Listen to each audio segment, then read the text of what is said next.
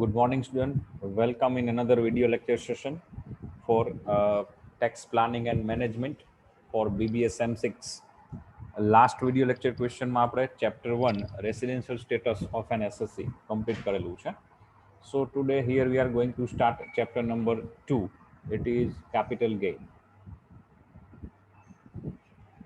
And આ ચેપ્ટરના પણ આપણે આઈ થિંક એક વિડીયો લેક્ચર સેશન કમ્પ્લીટ કરેલો છે જેમાં meaning of capital gain, types of capital gain etcetera discussion કરેલું છે. So today we are going to start a practical session of this chapter. આપણે જાણો છો એ પ્રમાણે ઇન્કમ ટેક્સના 5 હેડ છે, જેમાં salary, house property, business profession, capital gain અને income from other sources. એમાંના જે પહેલા 3 હેડ છે, salary, business profession and house property, આપણે સેમેસ્ટર 5માં કમ્પ્લીટ કરેલા છે. અને આ સેમેસ્ટરમાં તમારે હેડ નંબર 4 કેપિટલ ગેઇન અને head number 5 income from other sources બે શીખવાના છે આ સેમેસ્ટરમાં. So without wasting time, here we are going to start a practical session for capital gain. As you seen on your screen, there is a format to calculate how much capital income or capital gain from particular previous year. So there is a two type of capital gain we already discussed in last session. There is short term capital gain and long term capital gain. Short term capital gain ની definition આપણે જોયેલી કે જે કોઈ listed shares છે, યુટીઆઈના units છે, કે કોઈ ઇક્વિટી ઓરિએન્ટેડ ફંડમાં ઇન્વેસ્ટમેન્ટ કરેલું હોય છે, એના યુનિટ્સ છે, એને date of purchase to date of સેલનો પીરિયડ, મતલબ કે તમારો જે હોલ્ડિંગ પીરિયડ છે એસેટ્સનો એ લેસ દેન 12 મંથ હોય તો એ શોર્ટ ટર્મમાં આવશે. પછી કોઈ અનલિસ્ટેડ શેર્સ હોય એમાં પીરિયડ 24 મંથ્સ હતો. કોઈ લેન્ડ કે બિલ્ડિંગની પ્રોપર્ટી હોય તો એમાં પણ પીરિયડ 24 મંથ. અને એની અધર દેન ધીસ એસેટ્સ, આ સિવાયની કોઈ મિલકત હોય એનો હોલ્ડિંગ પીરિયડ, એટલે કે date of purchase to date of સેલનો period 36 month or less than હોય તો એ પણ શોર્ટ ટર્મમાં.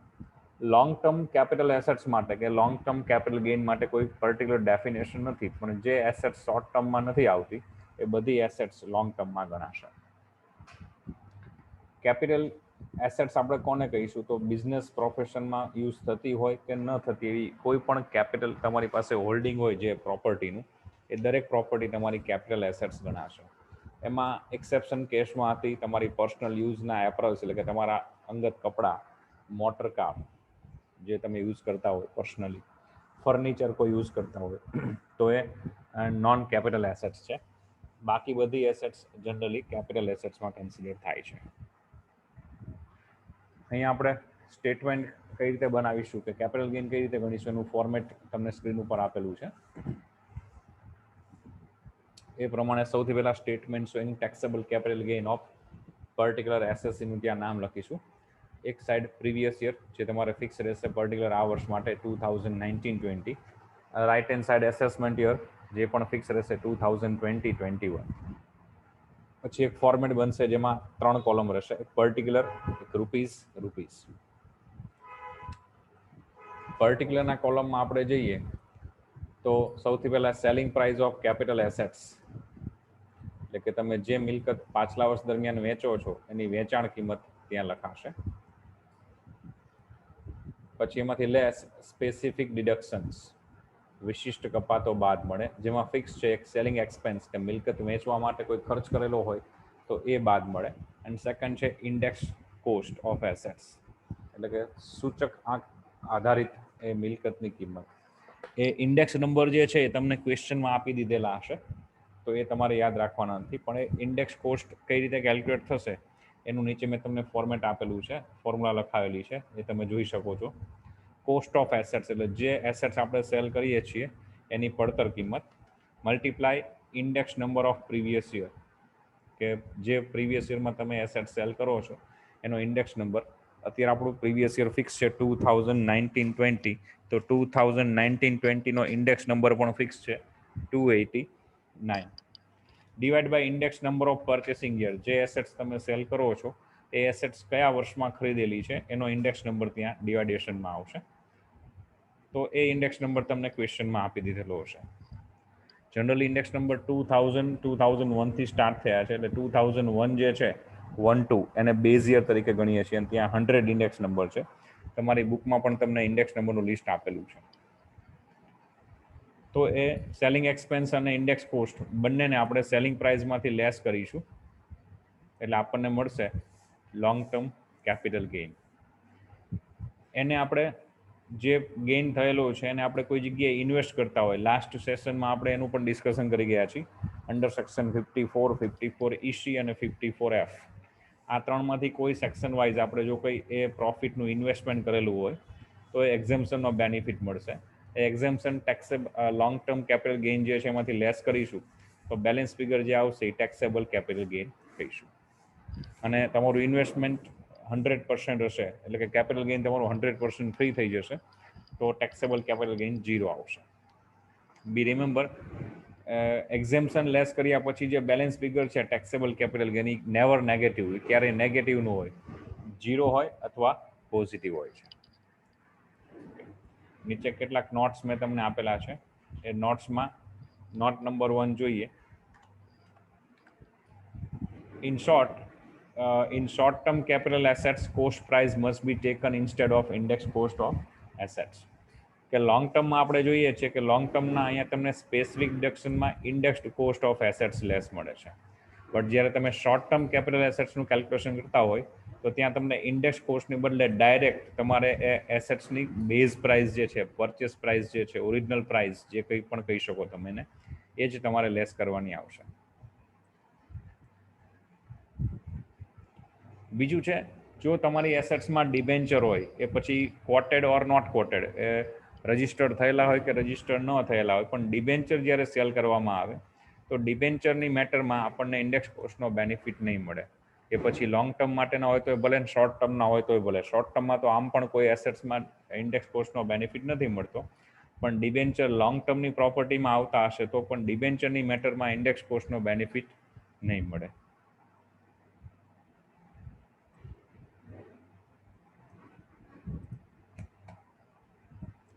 અને થર્ડ વન છે, the following assets are not consider as a capital assets. નીચેની મિલકતો છે એ મૂડી મિલકતમાં નહીં ગણાય. એ આપણે થિયરિકલ પોઈન્ટમાં ડિસ્કસ થયેલું છે. ફરી વખત જોઈ લે તો સ્ટોક ઇન ટ્રેડ, તમે જે ચીજ વસ્તુનો વેપાર કરો છો એ ચીજ વસ્તુમાં જે વસ્તુનો તમે વેપાર કરો છો એટલે કે તમારી સ્ટોક ઓફ ગુડ્સ, એ એસેટ્સ કેપિટલ એસેટ્સમાં નહીં ગણાય. પછી છે personal wearing apparels, vehicle, furniture. તમારા અંગત કપડાં, તમારો અંગત વાહનો કે ફર્નિચર કોઈ હશે તો એ પણ કેપિટલ એસેટ્સમાં નહીં ગણાય. એગ્રીકલ્ચર લેન્ડ ઇન ઇન્ડિયા, ભારતમાં કોઈ ખેતીની જમીન હોય અને એના વેચાણમાંથી તમને કોઈ આવક થાય તો એ કેપિટલ એસેટ્સમાં નહીં ગણાય. આ સિવાય પણ ઘણી બધી એસેટ્સ એવી છે, પણ મેઇન આ જે ત્રણેક પોઈન્ટ મેં તમને આપેલા છે એ તમારે એઝ એ કેપિટલ એસેટ્સમાં કન્સિડર થશે નહીં. ઓકે, તો હવે આપણે નેક્સ્ટ પ્રેક્ટિકલ ક્વેશ્ચન શરૂ કરીએ. આપણે તમે જોઈ શકો છો તમારી જે લેટેસ્ટ BS શાહની બુક છે એ બુકમાં પ્રેક્ટિકલ સેશન આ ચેપ્ટરનું જ્યાંથી સ્ટાર્ટ થાય છે, આ પ્રેક્ટિકલ સેશનમાં પહેલો જ ક્વેશ્ચન જે છે એ ક્વેશ્ચન આપણે અહીંયા જોવાનો છે.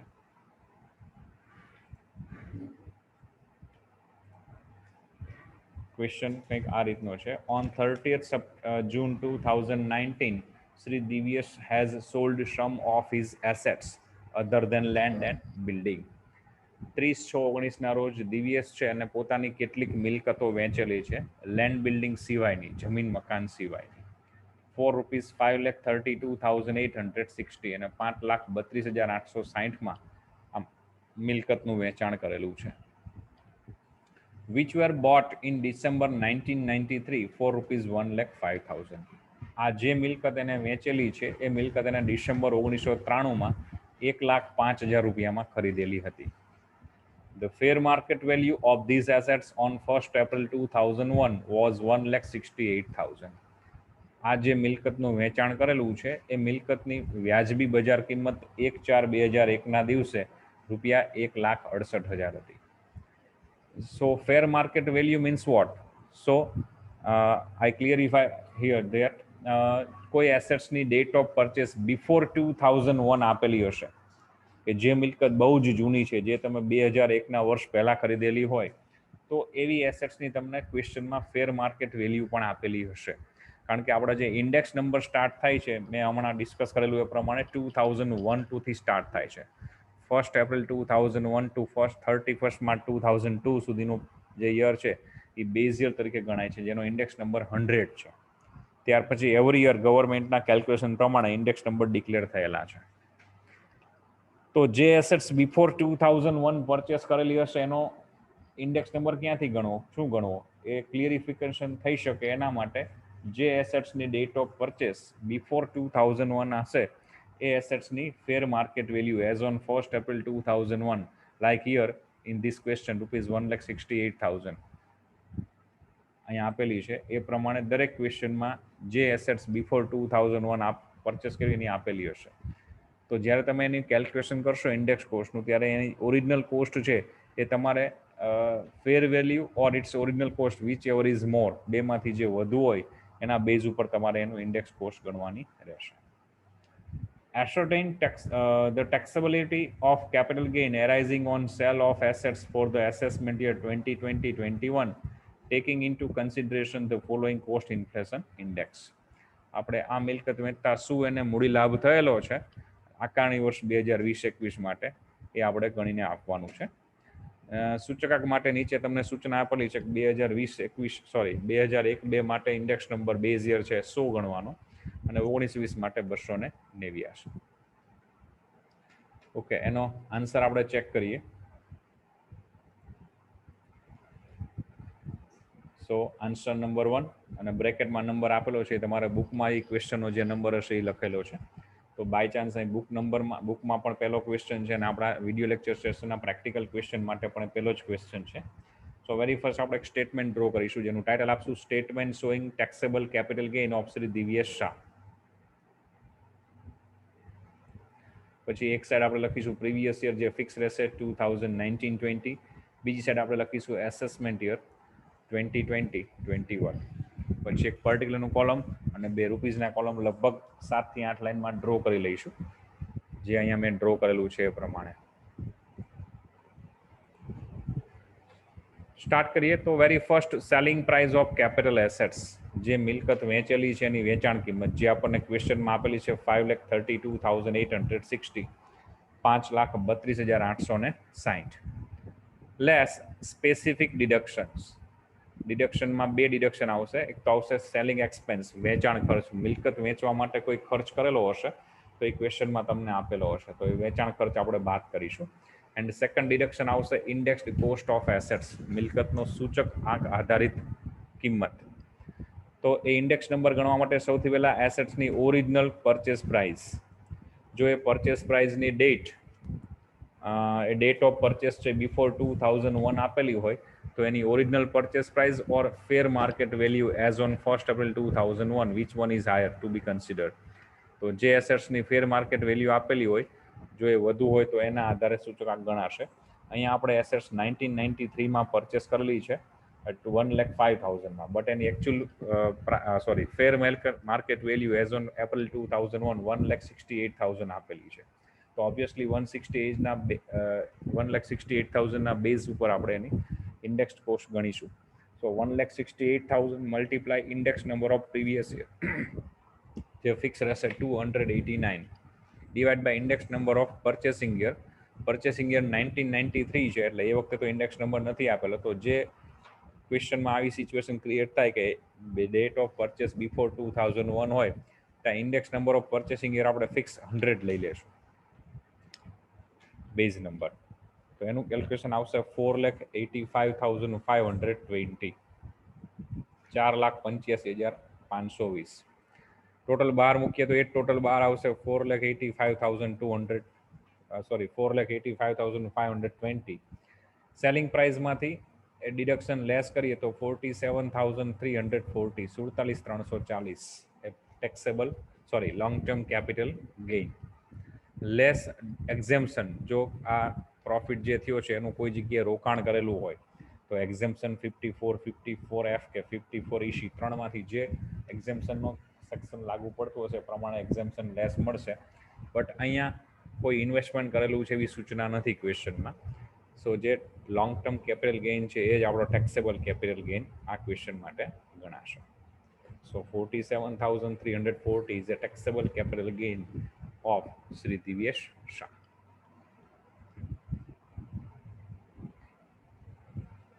સેકન્ડ ક્વેશ્ચન જોઈએ.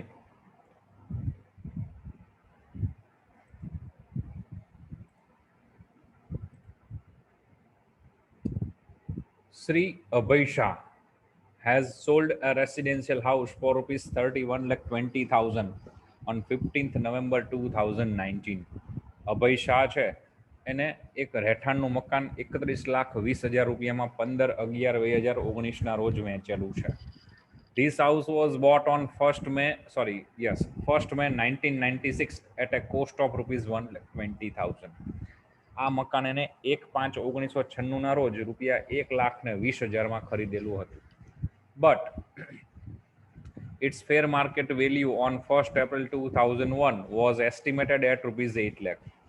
આ મકાનની 1/4/2001 રોજ વ્યાજબી બજાર કિંમત રૂપિયા 8 લાખ હતી. ડ્યુરિંગ 2009-10 અહીંયા 10-10 આપેલું છે, મિસ પ્રિન્ટિંગ છે, 9-10 કરી લઈશું આપણે. Additional construction cost incurred was rupees 2,96,000. આ જ મકાનમાં એને 2009-10ના વર્ષ દરમિયાન વધારાના બાંધકામનો ખર્ચ રૂપિયા 2,96,000 કરેલો હતો. એટલે કે ફોર એક્ઝામ્પલ, એક માળનું મકાન હોય તો ઉપર બીજા માળનું કન્સ્ટ્રક્શન કરાવે, 2 માળનું હોય તો ઉપર ત્રીજા માળનું કન્સ્ટ્રક્શન કરાવે. એ રીતે મકાનમાં વધારાનો ભાગ બાંધકામ કરાવે. That is a additional construction. On 15th February 2020, he has paid rupees 1,02,500 towards the construction cost of a new residential house, and on 31st July 2020 has also deposited rupees 1 lakh in a scheduled bank under the capital gain account scheme notified by the central government.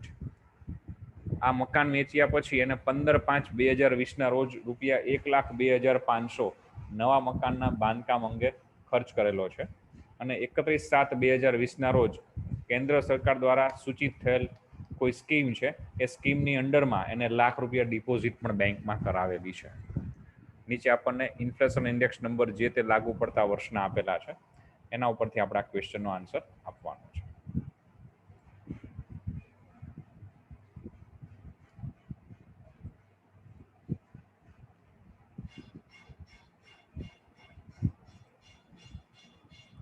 તો એનો answer આપણે જોઈએ.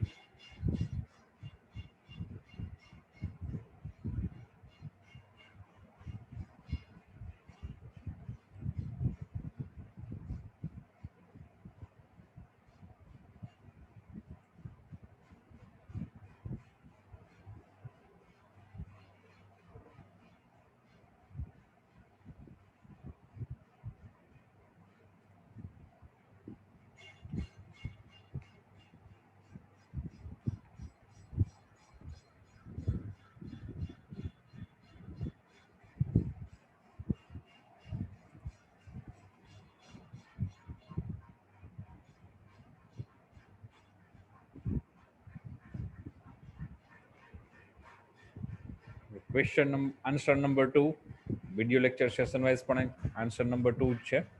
Statement showing taxable capital gain of Shri Abhay Shah, previous year 1920, assessment year 2020-21.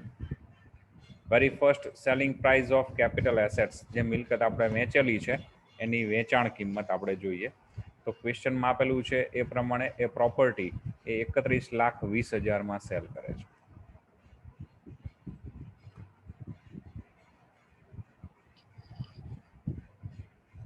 Less specific deduction. ડિડક્શનમાં એક selling expense by chance અહીંયા નથી આપેલો, મકાન વેચવા માટે કોઈ ખર્ચ કરેલો નથી. સેકન્ડ છે ઇન્ડેક્સ્ડ કોસ્ટ ઓફ એસેટ્સ, મિલકત અંગેનો સૂચકાંક આધારિત ભાવ અથવા કિંમત.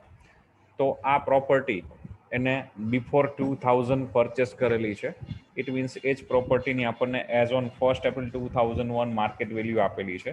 ક્વેશ્ચનમાં તમે જોઈ શકો છો પ્રોપર્ટી એને 1,20,000 1996 પરચેસ કરેલી, but as on 1st April 2001 same પ્રોપર્ટીની માર્કેટ વેલ્યુ 8 લાખ રૂપીસ છે. તો ઓબ્વિયસલી ઇન્ડેક્સ કોસ્ટ જે છે એ વિચ વન ઇઝ હાયર, બેમાંથી જે કિંમત વધુ હશે એના બેઝ ઉપર આપણે ગણીશું.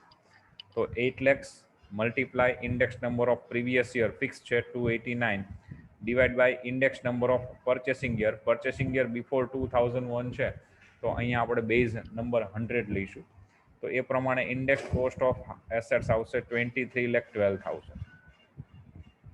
બાય ચાન્સ અહીંયા મને થર્ડ ડિડક્શન પણ આવશે, જે જનરલી દરેક પ્રોપર્ટીમાં નથી હોતું. મેજોરિટી જોવા મળે તો હાઉસ એસેટ્સ હોય, કોઈ એસેટ્સમાં હાઉસ પ્રોપર્ટી હોય એમાં જ જોવા મળશે. તો અહીંયા 2019 ડ્યુરિંગ 2009-10 એને એડિશનલ કન્સ્ટ્રક્શન એક્સપેન્સ પે કરેલો છે આ જ સેમ પ્રોપર્ટીમાં. તો એનો index cost of additional construction પણ લેસ મળશે. જે કન્સ્ટ્રક્શનનો ખર્ચ એને 2,96,000 પે કરેલો છે. Multiply index number of previous year 289 divide by index number of additional construction year 2009-10 નો ઇન્ડેક્સ નંબર આપણને ક્વેશ્ચનમાં આપેલો છે 148. તો એ કેલ્ક્યુલેશન સોલ્વ કરીશું તો આપણને એનો આન્સર મળશે 5,78,000. Okay, this way total deduction allowed, specific deduction allowed from house property is rupees 28,90,000.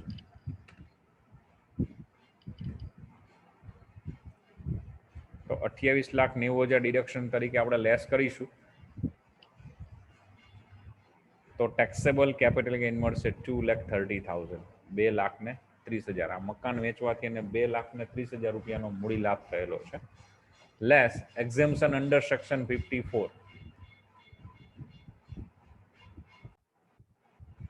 Exemption under section 54, he has paid construction cost for new residential house rupees 1,02,500 as per data given in the question, last paragraph. And also he deposited rupees 1 lakh in scheduled bank as per central government scheme.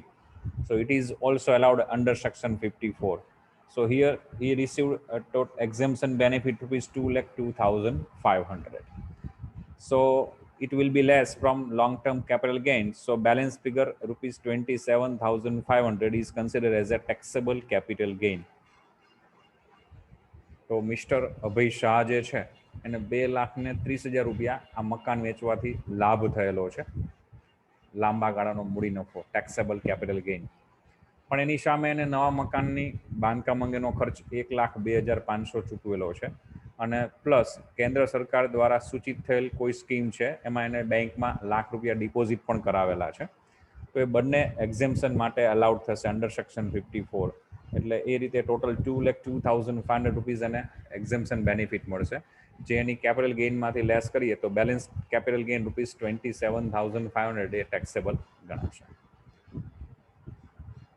So here we complete first practical session of this chapter. Here we complete solving two questions, question number 1 and question number 2.